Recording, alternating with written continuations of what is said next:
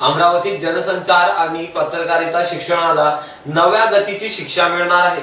केंद्रीय माहिती आणि प्रसारण मंत्रालयाचे सचिव संजय जाजू यांनी आज स्पष्ट निर्देश दिले।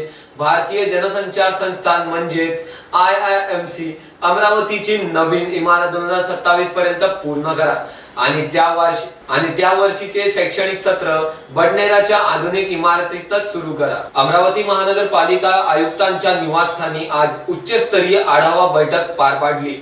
या बैठकीला आयुक्त सौम्या शर्मा चांडक, मुख्य अभियंता D Rai Chaudhary, special project director Rashmi Roja, क्षेत्रीय निदेशक डॉक्टर राजेश सिंग कुशवाहा आणि इतर अधिकारी उपस्थित होते। सचिव संजय जाजू यांनी बडनेरातील 15 एकर जागेची पाहणी केली आणि शैक्षणिक वर्ग, प्रशासकीय इमारत, क्रीडा संकुल तसेच कर्मचारी निवासस्थानांच्या आराखड्याखाली सविस्तर माहिती घेतली।